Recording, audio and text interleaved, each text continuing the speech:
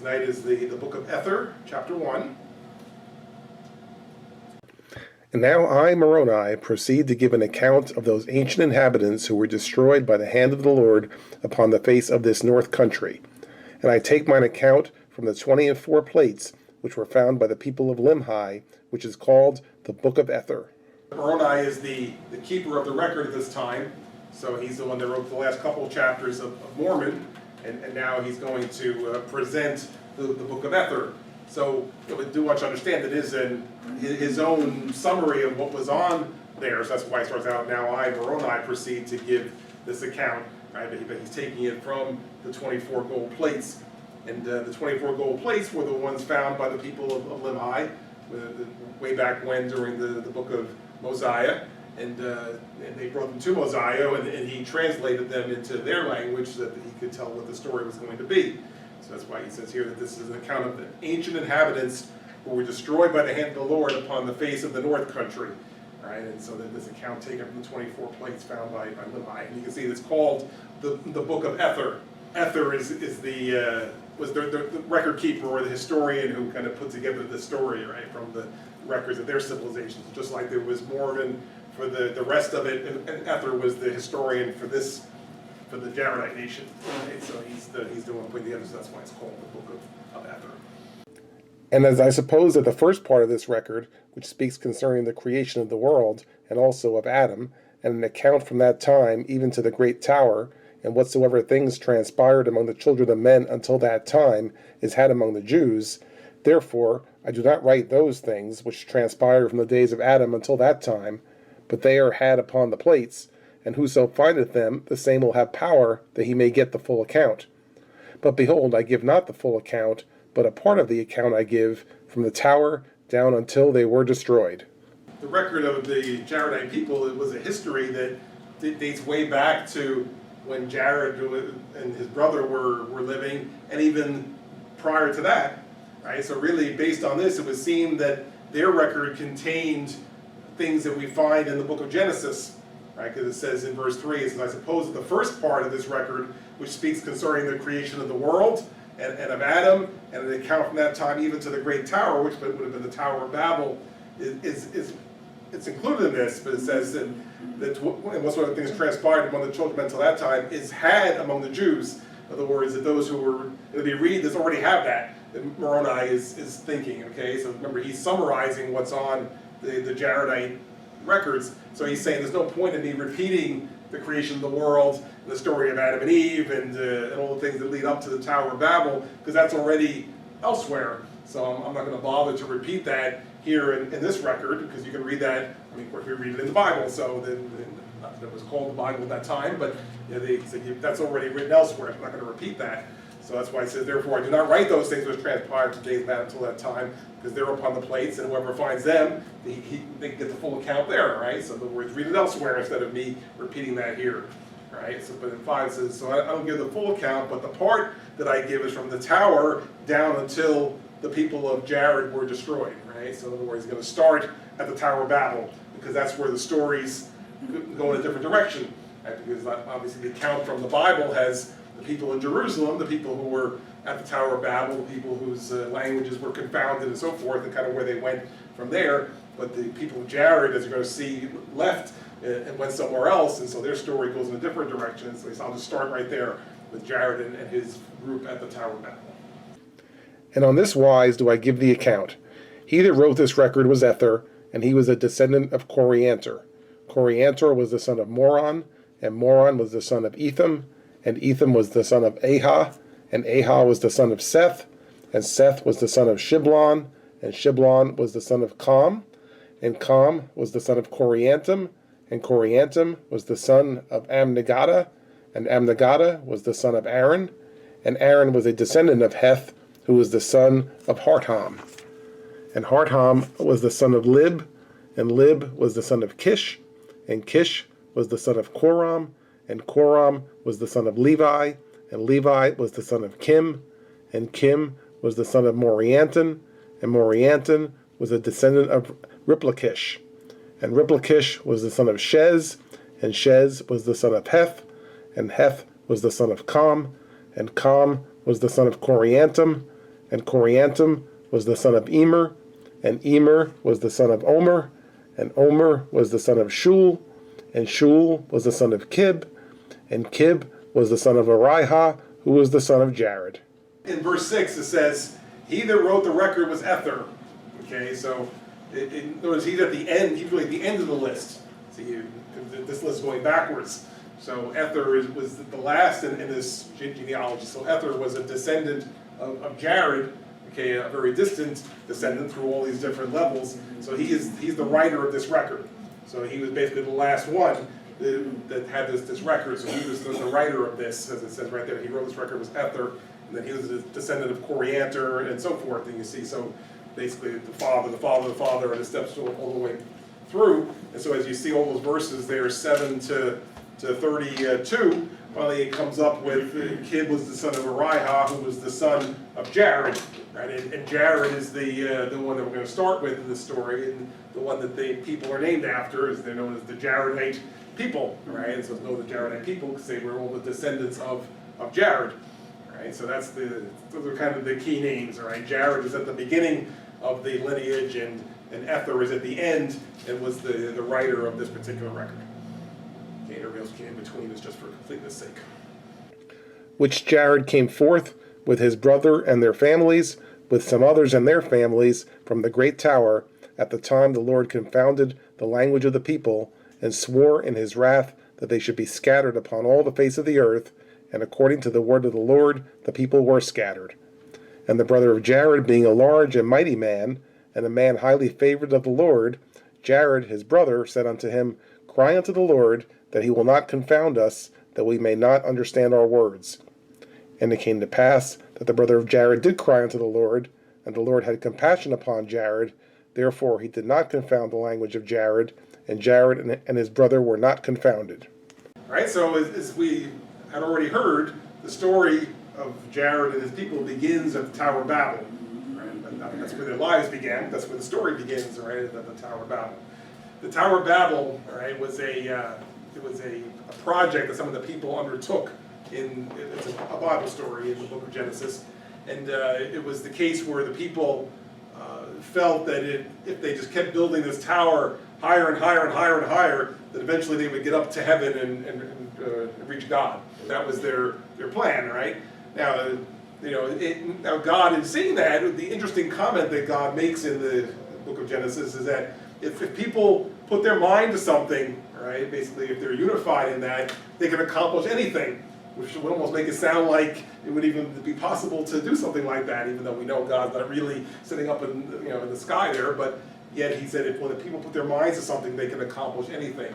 So in order to discourage that project from continuing, he did what was called confound their languages, which means he changed their languages around so they couldn't speak to each other anymore, right? Because imagine the confusion, right? If we all here speak the same language, or suddenly we all spoke different languages and made sounds that we didn't recognize, well, we wouldn't be able to communicate anymore. So certainly, if we're working on a project, then we wouldn't be able to effectively work on the projects. We couldn't even communicate with each other in terms of what had to be done. So that basically made that project fail. They didn't continue anymore because their languages were confounded because they were all confused and not able to communicate with each other then.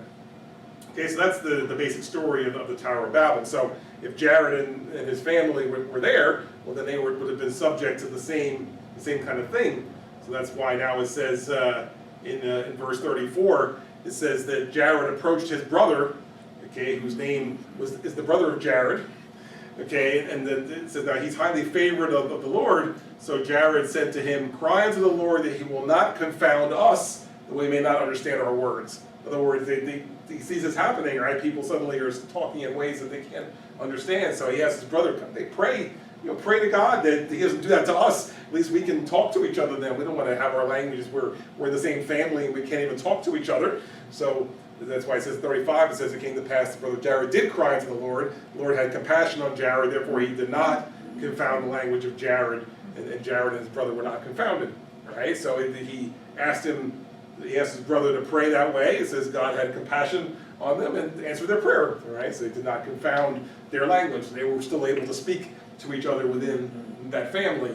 Now, as far as how it was determined who would speak what language, whatever, it's not really detailed, but if it was random in nature, I mean, certainly people in the same family could have wound up where they couldn't talk to each other, so, how terrible would that have been?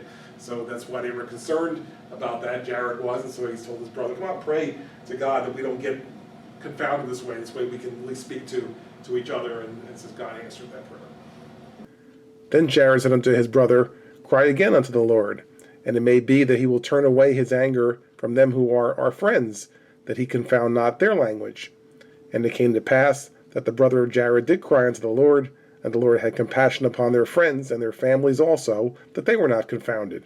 Since they had prayed for their own families to not be confounded, but they couldn't speak to each other, so now they enlarged the circle a little bit. They said, well, now why we pray for those who are our friends, all right? This way we can talk to them too, right? And again, it makes perfect sense. So that's why I said the brother of Jared cried to the Lord had compassion upon their friends and their families also, that they were not confounded. So this way now they have their own little group here of family and friends who could still speak to each other. And it's a reasonable desire that they could continue to speak to people who they knew, so they were granted that blessing by God at that time. And it came to pass that Jared spake again unto his brother, saying, go and inquire of the Lord whether he will drive us out of the land, and if he will drive us out of the land, cry unto him whither we shall go. And who knoweth but the Lord will carry us forth into a land which is choice above all the earth. And if it so be, let us be faithful unto the Lord, that we may receive it for our inheritance. And it came to pass that the brother of Jared did cry unto the Lord according to that which had been spoken by the mouth of Jared. Next thing that Jared asked his brother to pray about is basically, where do we go from here? Right? Because at the Tower of Babel, it was confusion now. They had everybody speaking different languages and not able to communicate with each other. And so perhaps living there would have been difficult, and especially, can you imagine one family or one group where they didn't get confounded, right? I mean, the other people probably wouldn't have liked them very much, right? Because we're all not able to speak to each other, and how come you guys got to keep speaking the same language? So he's thinking that probably God has answered this prayer for a purpose, right? As we've said other times, if you pray for something and God answers the prayer, it's not a bad thing to ask why. Why did God answer my prayer? And so that's why he's saying perhaps it's that we're going to be sent away from here and sent somewhere else to establish something else somewhere else. And so that's why he says, cry to him if he's going to drive us out of the land, and then if so, where are we going? Right? So he wants the direction from God to say, where is it that God's going to send us next now that he's answered this prayer? Because really it was a miraculous thing all the way around. I mean, first of all, it was miraculous to see people's languages changed, but then secondly, that it's happening to everybody, and we pray not for it to happen to us, and that's the answer as well, that we don't get our language changed. So that being the case, well, now God must have plans for us, so where is he going to send us? So that's why he says, ask where we're going to go. Maybe he'll carry us forth to a land which is choice above all the earth. If so, we want to receive that for our inheritance. So it says that the brother of Jared prayed that way, that God would direct them as to where they should go. And it came to pass that the Lord did hear the brother of Jared, and had compassion upon him, and said unto him, go to, and gather together thy flocks, both male and female, of every kind, and also of the seed of the earth of every kind, and thy family, and also Jared thy brother and his family, and also thy friends and their families, and the friends of Jared and their families. And when thou hast done this, thou shalt go at the head of them down into the valley which is northward. And there will I meet thee, and I will go before thee into a land which is choice above all the lands of the earth. And there will I bless thee and thy seed, and raise up unto me of thy seed, and of the seed of thy brother, and they who shall go with thee, a great nation. And there shall be none greater than the nation which I will raise up unto me of thy seed upon all the face of the earth. And thus I will do unto thee, because this long time ye have cried unto me. All right, so upon praying this way, the brother of Jared, he received this response from God, as it says in 40. It says he had compassion on him and said unto him what to do. He says to gather the flocks, both male and female, and to prepare to bring them. Kind of the same idea as the Noah and the Ark story, right? Where he said take a male and female of each one. This way you could continue to populate those particular types of animals in the new place where you're going. Is it going to go someplace where perhaps, and it was the case, that there were no animals, so they were going to have to be able to breed those animals. That's why he says bring male and female, so you can continue to breed and have these animals reproduce in the new area, right? And it says also of the seed of the earth of every kind. So in other words, whatever they would have been planting, different types of fruit, vegetables, whatever that they would plant where they lived. Well, again, they're going somewhere different, so bring all those kind of seeds with you, so you can plant those in the new area.